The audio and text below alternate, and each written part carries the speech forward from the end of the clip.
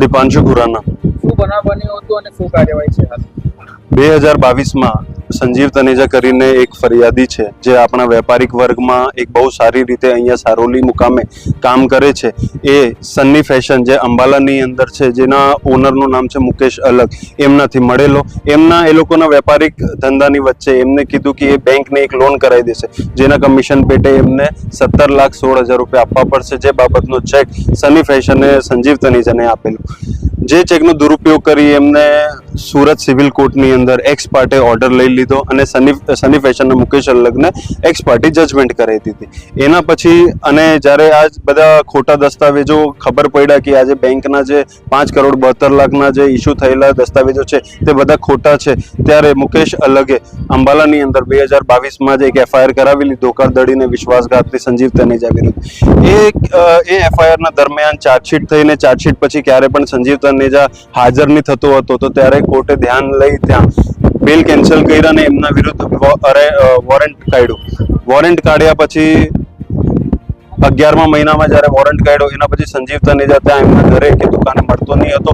વખતો વખત અંબાલા પોલીસથી અહીંયા પોલીસ આવીને એ લોકો ખાલી હાથ ઘરે જતા હતા. બટ ગઈકાલે સંજીવ તનેજાએ એક અર્પિત ધોત્રા અને મુકેશ અલગના જે ભાઈ છે મનીષ અલગ, એમને પ્રેશર કરવા માટે ખોટી એફઆઈઆર કરી સારોલી પોલીસ સ્ટેશનમાં. ત્યારે અમને ખબર પડી કે સંજીવ તનેજા હજી સુરતની અંદર છે ને એક્ટિવ છે ને વેપારી વર્ગમાં બેસી હજી લોકો સાથે અલગ અલગ જગ્યાએ છેતરપિંડી કરે છે.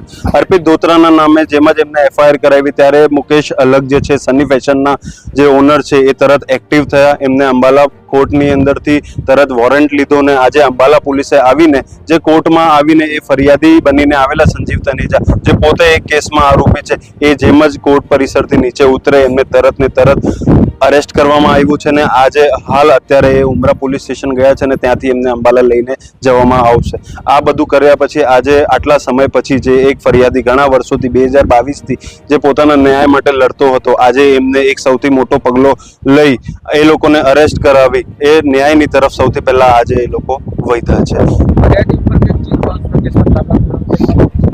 ફરિયાદી નહીં, જે અમારા સની ફેશનના જે ઓનર છે મુકેશ અલગ, એમને જે ચેક જે ખોટા દસ્તાવેજો બતાવી, જે સંજીવ તનેજા છે જે એક વેપારી છે એના ખોટા દસ્તાવેજો બનાવડાવી, એને ખોટા દસ્તાવેજો બતાવી 5,72,00,000નો લોન અપ્રૂવ થઈ ગયો છે એવો એક ખોટા દસ્તાવેજ બતાવી એમની પાસેથી 3% કમિશન પેટે 17,16,000નો ચેક લઈને ગયેલો હતો અને એ ચેક એને સુરત સિવિલ કોર્ટની અંદર પેશ કરી ચેક રિટર્નનો કેસ કરેલો, જેની અંદર સંજીવ તનેજાને જીત મળી હતી.